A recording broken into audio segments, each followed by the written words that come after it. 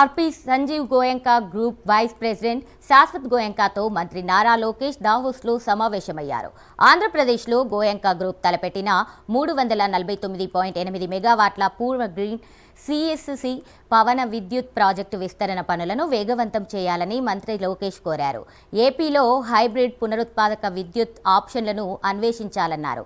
పారిశ్రామిక క్లస్టర్లు, పోర్టు పర్యావరణ వ్యవస్థలకు మద్దతివ్వడానికి విశ్వసనీయ గ్రీన్ ఎనర్జీతో ఇప్పటికే ఉన్న ఆమోదాలపై నిర్మాణాలు చేపట్టాలన్నారు. పునరుత్పాదక ఇంధనం, డిజిటల్ సేవలు, అధునాతన కార్యకలాపాల కోసం నైపుణ్యాభివృద్ధి కార్యక్రమాలను రూపొందించాలని మంత్రి నారా లోకేష్ కోరారు.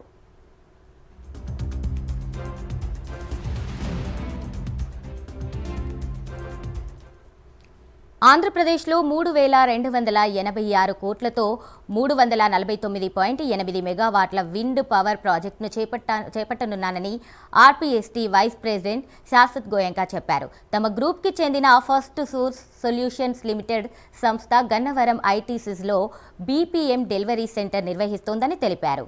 ఏపీ ప్రభుత్వ ప్రతిపాదనలపై సంస్థ ఉన్నత స్థాయి బృందంతో చర్చించి నిర్ణయం తీసుకుంటామని శాశ్వత్ గోయంకా తెలిపారు.